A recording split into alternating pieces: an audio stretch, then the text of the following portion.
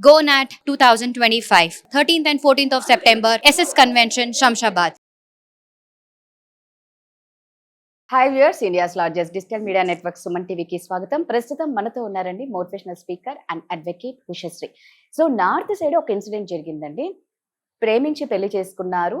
అయితే భార్య ఇంకొకరితో బెడ్లో ఉండడం చూసి భర్త తట్టుకోలేక షాక్కి గురైపోయి ఏం మాటలు లేకుండా లైక్ కోమానే అనుకోవాలి, అంటే ఏం మనిషిలో ఎటువంటి కదలిక చలనం లేదు. సో దాని గురించి ఒక్కసారి ఉషతో మాట్లాడదాం. నమస్తే ఉష. నమస్తే రాధా. మామూలుగా మగవాళ్ళు అంటేనే తిడతారు, కొడతారు, చంపేస్తారు, రకరకాలుగా ఉంది. ఇక ఈ మధ్య కాలంలో ఇల్లీగల్ అనేది భార్యలు చాలా ఎక్కువ మందితో అక్రమ సంబంధాలు పెట్టుకొని భర్తను చంపడం, లేకపోతే పిల్లల్ని చంపడము ఇలా చేస్తూ ఉన్నారు. ఇదే ఇన్సిడెంట్ జరిగింది. ఆల్రెడీ నీకు ఇందాక వీడియో కూడా చూపించా, నువ్వు చూసావు. ఒకసారి భార్యని వేరే వాడితో పడక గదిలో చూసి తట్టుకోలేక ఆ అబ్బాయి ఎంత దారుణంగా ఒక షాక్కి గురైపోయాడు. అంటే ఎందుకు అలా అవుతాడు? మనం గత ఆల్మోస్ట్ ఒక 30-40 వీడియోల నుంచి కన్సిస్టెంట్ గా మాట్లాడుకునేది భార్యా బాధితుల సంఘానికి అధ్యక్షులైన చాలా మంది మగవాళ్ళ గురించి మాట్లాడుకుందాం. ఈ పర్టికులర్ సిచ్యువేషన్ లో ఈ అబ్బాయి ఫస్ట్ కొంచెం ఇట్లా కదిలాడు. బట్ ఎప్పుడైతే వాళ్ళ భార్యల్ని వాడిని పట్టుకొని ఏడ్చిందో, అతన్ని పట్టుకుందో, he was like completely unconscious స్టేట్కి వెళ్ళిపోయి స్తబ్ద స్థితికి వెళ్ళిపోయాడు. సో షాక్ అంటే మనం నవరసాల్లో షాక్ ఈజ్ ఆల్సో ఒక రసం అని చెప్తాం, కానీ రియాలిటీలో షాక్ కి గురైన సందర్భాలు మనం ఇంత డీటెయిల్ గా చూసింది ఇప్పుడు ఈ మధ్య కాలంలో ఇదే పెద్ద సంఘటన అని చెప్పుకోవాలి. ఎస్పెషల్లీ మనం మాట్లాడుకునే ఈ ఇల్లీగల్ కాంటాక్ట్స్ ఆఫ్ భార్య లవ్నింగ్, ఎక్స్ట్రా మ్యారిటల్ అఫైర్స్ అవ్వి. సో రాధా, నేను ఒక్క సీక్రెట్ అయితే చెప్పాలి. నేను చాలా వీడియోస్ లో చెప్పాను that I can access 11 dimensions. Radha, 3 dimensions కాదు, చాలా డిమెన్షన్స్ ఉంటాయి. ఆ డిమెన్షన్స్ వల్లే మన బ్రెయిన్ ఆ ఫ్రీక్వెన్సీలోకి వెళ్ళినప్పుడు మనకు ఆ యాక్సెస్ ఉంటుంది, ఆ ఫ్రీక్వెన్సీకి వెళ్ళినప్పుడు అని మాట్లాడుకున్నాం కూడా. అండ్ నువ్వు కనుక గమనిస్తే 2020 నుంచి 2025 ఈ 4-5 ఏళ్లలో ఆఫ్టర్ కోవిడ్ పీరియడ్లో హ్యూమన్ సొసైటికల్ కండిషనింగ్ అనేది డిమెన్షనల్ షిఫ్ట్ జరిగింది. ఇది కలియుగాంతం, ఈ పిచ్చి మాటలు ఇవన్నీ పక్కన పెడితే, ఇది నేను చెప్పట్లేదు, చాలా పెద్దవాళ్ళు రీసెర్చ్లు చేసి వాళ్ళు మాట్లాడిన మాటలు, సర్టిఫైడ్ పీపుల్ మాట్లాడిన మాటలు. నేను కావాలంటే యూ కెన్ గూగుల్ సెర్చ్ నేను మాట్లాడేది కరెక్టా కాదా అని చెప్పి. సో 2026 కల్లా మనం 3 డిమెన్షన్స్, అంతకుముందు ఒక బుక్ ఆఫ్ రూల్స్ ఉండేవి, దానికి తగ్గట్టు బతకడానికి ప్రయత్నించే వాళ్ళు, సొసైటీ ఏమనుకుంటుంది, సొసైటీ నార్మ్స్ ఉండేది, ఆడవాళ్ళు అంటే ఇలా ఉండాలి, మగవాళ్ళు అంటే ఇలా ఉండాలి, కట్టుదిట్టడి చేయడానికి ప్రయత్నించిన ప్రతి ప్రయత్నము సఫలీకృతమై 90% వాళ్ళు వినేవాళ్ళు. 10% అక్కడ ఇక్కడ ఏదో రెబెలియస్ పీపుల్ ఉండేవాళ్ళు, వాళ్ళ బ్రతుకులు వాళ్ళు, ఈ 90 మంది వెళ్ళి వాళ్ళు మాట్లాడే మాటలకి వాళ్ళు డిప్రెస్ అయ్యి ఏదో ఉండేవాళ్ళు. ఇప్పుడు 3rd డిమెన్షన్స్ నుంచి 5th డిమెన్షనల్ షిఫ్ట్ వస్తుంది. పాతకాలంలో మనం ఎవరైనా ఇబ్బంది పెట్టినా, కర్మ చేసినా, లేకపోతే మనకి నచ్చకుండా ఉండాల్సిన పరిస్థితులు వచ్చినా సప్రెస్ చేసుకొని ఉంటే, ఇర్రెస్పెక్టివ్ ఆఫ్ వాట్, ఒకళ్ళని 1,00,000 కోట్లకి మోసం చేశారనుకో, ఆ మోసం ఇమీడియట్ గా వచ్చేది కాదు. సో మోసాలు కానీ ఏదైనా ఇట్లా ఫాస్ట్ గా చేసేవాళ్ళు, పెద్ద పెద్ద ధీరుభాయ్ అంబానీలో లేకపోతే అలా డబ్బులు సంపాదించడం అనేది క్విక్ గా మోసాలు చేసేసి, అంటే వాళ్ళు ఏదో మోసం చేశారు కదా, అన్ని కోట్ల డబ్బులు మోసం చేసిన, ఒకవేళ వాళ్ళ దగ్గర ఉన్నంత ధనాన్ని, అంటే ఎగ్జాంపుల్ వాళ్ళ దగ్గర ఉన్న ధనాన్ని, అంత ధనాన్ని మోసం చేసిన, పాతకాలంలో అంత ధనం మోసం అంటే అంత కర్మ కూడా వచ్చేది కాదు. ఎగ్జాంపుల్ అంటే వాళ్ళే టాప్ నాచ్ బిజినెస్ పీపుల్ కాబట్టి, వాళ్ళ దగ్గర ఉన్న వాళ్ళందరికన్నా చాలా ఎక్కువ డబ్బులు ఉన్నాయి కాబట్టి ఆ XYZ అనే అమౌంట్ కోసం చెప్తున్నా వాళ్ళు చేశారని కాదు. సో అంత పెద్ద మోసం చేసిన, ఒకవేళ ఆ ధనం అంతా వాళ్ళ దగ్గర ఉన్నదంతా లెక్క కట్టి అంత ధనం నేను ఒకవేళ ఎవరినన్నా మోసం చేసినా నాకు కూడా వచ్చేది కాదు. ఇప్పుడు ఇంత ఇంత ఇంత నేను ఎవరినన్నా తేడా చేసినా ఇమీడియట్ గా వచ్చేస్తుంది. కరెక్ట్. ₹1,00,000 ఎవరన్నా ఇబ్బంది పెట్టాను అనుకో, ఇమీడియట్ గా వస్తుంది. నన్ను ఒకళ్ళు ఇబ్బంది పెట్టారని చెప్పానా, ఇమీడియట్ గా వచ్చింది.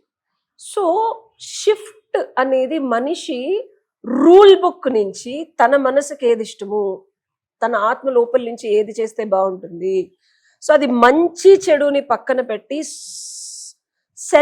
సోల్ లోపల నుంచి వచ్చేది కానీ సెల్ఫ్ సాటిస్ఫాక్షన్ కోసం మనిషి పాకులాడుతున్నాడు.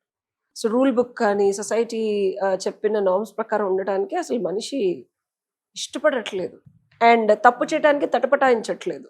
అవును. సో ఇది sub conscious level super conscious level అంటాం కన్నా ఒక సొసైటికల్ మనం ఉన్న ఈ ఎర్త్ లో ఆరా షిఫ్ట్ ఇది. లేకపోతే అసలు ఎన్ని చావులు అసలు ఆడపిల్లలు చంపడం ఏంటి రాదా? నువ్వు ఈ క్వశ్చన్ నువ్వు నన్ను రిపీటెడ్ గా అడుగుతున్నావు, ఎందుకులే చెప్పడం చెప్పాల్సిన టైం వస్తుంది. అంటే when it is happening consistently. ఇప్పుడు ఇన్నేళ్లలో చాలా మంది నువ్వు ఇంటర్వ్యూలు చేసే ఉంటావు, నేను చాలా పడున్నాను. పడి బ్రోకెన్ హార్ట్ తో ఇంటర్వ్యూలు చెప్పి సక్సెస్ అవడం వేరు. నేను హీల్ అయ్యి ఇప్పుడే ఎందుకు వీడియోలు చేస్తున్నా? నేను 10 ఏళ్ల నుంచి మీడియాలో ఉన్నా. 10 years బ్యాక్ నా ఫస్ట్ వనిత ఛానల్లో యోగా వీడియో. ఇప్పుడు ఇది తెలుసుకునే టైం సొసైటీకి వచ్చింది అండ్ నాలాంటి వాళ్ళని యూనివర్స్ చూస్ చేసుకుంటా. అంటే మేము పడగలిగినంత పడాల్సిందంత ఎంత పడాలో అంత ఒక సోల్కి ఆ జర్నీలో ఆ లైఫ్ టైంలో పడేసి నవ్ ఇట్స్ రెడీ. అంటే ఆ హీలింగ్ టెక్నిక్స్ టెక్నాలజీ కూడా యూనివర్స్ వేస్తుంది, మేము హీల్ అయిపోతాం. Now we're ready to manifest our healing process to the world. So ఇట్లాగా మనిషి తన మనుగడకి, తన ఆనందానికి, తన సుఖానికి, తను చేసే ప్రతి పని యొక్క విలువకి, అది వచ్చే రిపర్కేషన్స్కి 100% రెస్పాన్సిబుల్. అండ్ దాన్ని సప్రెస్ చేసి బతకాలని అనుకోవట్లేదు. కాబట్టి ఈ సినారియోలో చూస్తే ఇష్టపడి పెళ్లి చేసుకుంటున్నారు. అసలు ఎవరితోనూ నిబద్ధులై ఉండట్లేదు. ఉండాలని అనుకున్నా, ఇంకో సీక్రెట్ చెప్తా, మళ్ళీ ఇది కూడా చెప్తా, ఉండాలని అనుకున్నా ఉండలేకపోతున్నారు. ఇదివరకు పరువు, పిల్లలు, ప్రతిష్ట, డబ్బులు, సొసైటీ, లేకపోతే అత్తమామలు, అన్నదమ్ములు, అక్క చెల్లెళ్ళు, అమ్మ నాన్న కోసం ఉండేవాళ్ళు. అసలు ఇప్పుడు ఎవరి కోసము నా సుఖాన్ని, నా సంతోషాన్ని, నా ఆనందాన్ని, నా ఇష్టాన్ని పోస్ట్ పోన్ చేయాలని అనుకోవట్లేదు. ఇంకోటి, నువ్వు ఎలా అయితే అనుకోవట్లేదో అది కనుక పక్కనాడికి దుఃఖాన్ని కాజ్ చేస్తే నీకు కూడా దుఃఖం అంత తొందరగా వస్తుంది.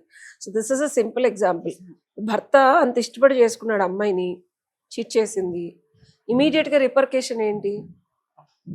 తనకి భర్త లేకుండా పోయే పాసిబిలిటీస్. అబ్బాయి కోమలోకి వెళ్ళిపోవడమో అనిపించింది. అలాగా హీ వాజ్ లైక్ ఇన్ కొంచెం కదిలిన వ్యక్తి కూడా that was a shock for him. ఎవరిని అంటాం ఉషా ఇక్కడ అని నువ్వు నన్ను అడగచ్చు. ఎవరిని అనాలి ఇవి ఆగాలంటే అని. ఇప్పుడు వరకు బతికిన పద్ధతిలో తేడాలు ఉన్నాయా, లేకపోతే పాతకాలపు పుస్తకాలన్నీ తిరగేసి మళ్ళీ తిరగరాయాలా అని అడిగితే మనం ఇప్పుడు సాధన ప్రక్రియ టైంకి వచ్చేసాం. అంటే మనం కర్మాన్ని, ధర్మాన్ని, మనం ల్యాండ్ లాస్, లా అంటేనే జస్టిస్, మనకున్నాయి land laws, rules and regulations. Court వారు కూడా నువ్వు గమనిస్తే ఎప్పటికప్పుడు సుప్రీం కోర్టు కూడా అప్డేట్స్ చేసుకుంటూ వస్తుంది. ఇదివరకు ఇట్లాగా చుప్పనాతి పాతకాలపు లాస్ నేమి ఉంచట్లేదు. We are also updating as legislative body. So మనం కూడా అప్డేట్ అవ్వాలి, సొసైటీ కూడా అప్డేట్ అవ్వాలి.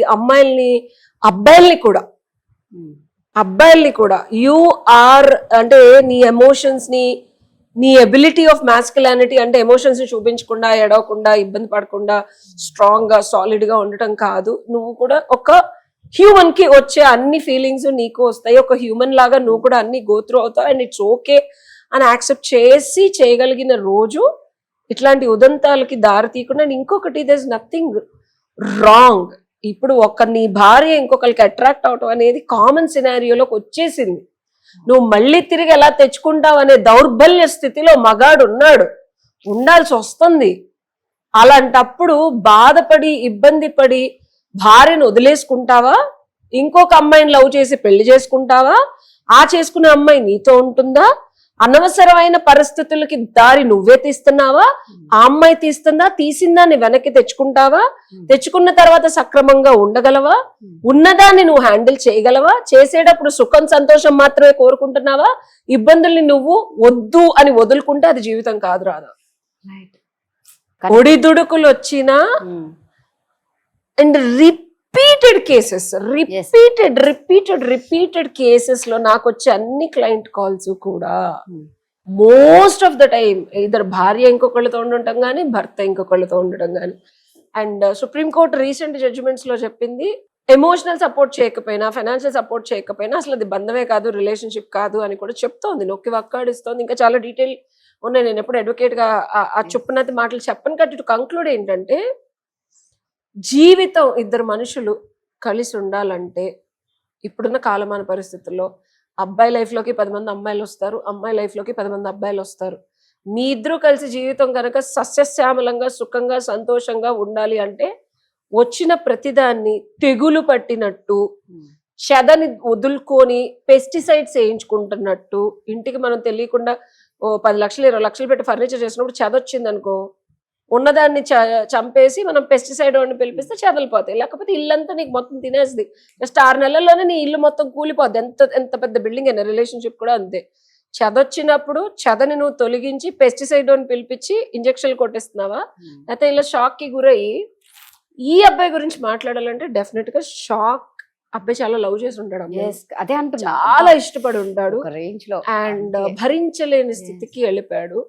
సో అబ్బాయి ప్రేమకి మనకి జోహార్లు చెప్పాలి. కానీ ఆ అమ్మాయి కూడా చాలా బాగుంది, అందంగా ఉంది, చాలా క్యూట్ గా ముద్దుగా ఉంది. మరి వాళ్ళిద్దరి మధ్యలో, ఇద్దరు వ్యక్తుల మధ్యలో ఎక్కడ ఏమవుతుందో తెలియదు రాదా. కమిటెడ్ రిలేషన్షిప్ అన్న దానికి కాస్ట్లీ అఫైర్ అనే పేరు పెట్టాల్సిన అవసరం వస్తుంది. ఎందుకంటే ఎన్ని రోజులు కమిటెడ్ ఉన్నన్ని రోజులే నీది. లేకపోయినప్పుడు ఇలా బాధపడి ప్రాణాంతకమైన సిచ్యువేషన్ కి తెచ్చుకోకండి. కరెక్ట్ గా చెప్పావు ఉషా.